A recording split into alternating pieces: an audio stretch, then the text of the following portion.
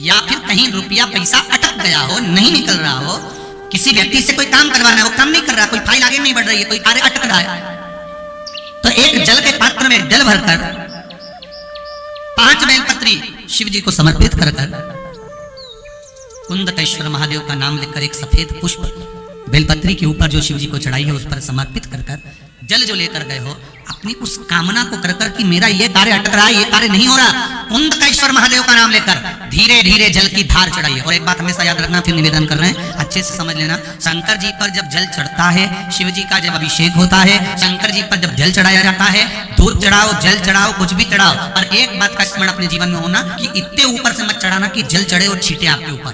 बहुत ध्यान दीजिएगा।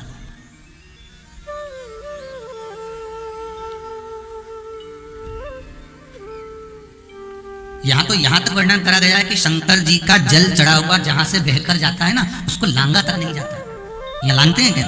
नहीं ना, परिक्रमा भी करेंगे वहीं से लौट कर वापस कर देंगे। शिव जी का जहां से जल बहकर जा रहा हो, चढ़ा हुआ जल जहां से बहकर जा रहा हो, उसको लांगा तक नहीं जाता।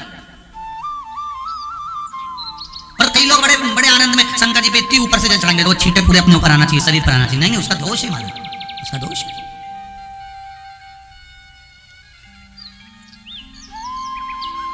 शिव जी को अगर आप जल चढ़ा रहे हो, जिससे आप भगवान को अगर जल चढ़ाओ, दूध चढ़ाओ, तो मान लो अगर जैसे एक सरल भाषा में समझ लो और अच्छे से कि जैसे ये शिवलिंग है शंकर जी का, ये शिवलिंग है, और आप जल चढ़ा रहे हो तो इतनी ऊपर से छोड़ोगे तो पानी का छींटा तो अपने ऊपर आएगा। पर वही जल, वही दूध, वही सामग्री आप शिवलिंग से थोड़ी सी दूरी बनाकर अगर आप समर्पित करेंगे तो बाबा उसको स्वीकार भी करता है और आनंद की अनुभूति भी होती है। कार्य में सिद्धता भी आती है, कार्य में उसकी सिद्धता भी। तुम तो ऊपर से छोड़ रहे हो जैसे वो पानी तुम्हारे ऊपर ही आए, तो वो एक अलग प्रश्न है, बोले एक अलग विषय। बहुत ध्यान देना महाराज, भगवान को कभी भी कोई भी सामग्री, जैसे भगवान के मंदिर में अगर फूल चढ़ाने जा रहे हो, भगवान के मंदिर में अगर पुष्प समर्पित करने जा रहे हो, तो फूल का मुख अपनी ओर नहीं होना चाहिए। फूल का मुख कहां पर होना चाहिए? जम के बोलो जरा, भगवान की। प्रदोष काल के समय पर वट वृक्ष के नीचे दिया लगाया जाता है। वट वृक्ष के नीचे लौंग का मात्र भोग रख दिया जाता है। लौंग मात्र, अगर वट वृक्ष के नीचे दिया लगाकर एक लौंग का जल या लौंग भगवान बटकेश्वर महादेव के नाम से भी अगर शिव को समर्पित करी है तो ये निश्चित है एक कर्जा कितना भी भारी होगा वो कर्जा चूकेगा जरूर, और कहीं ना कहीं से लक्ष्मी की व्यवस्था देवादेव महादेव करेंगे। एक पत्राया है, इसी कर्जे को चूकने वाला तब तक किसी ने अपना फोटो भी भेजा दे।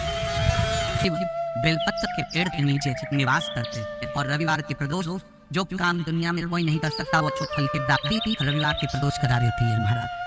प्रदोष के दिन, प्रदोष काल में शिव जी के नाम का स्मरण प्रत्येक और एक नंदीश्वर से महापुराण से बात सीख कर जाइए।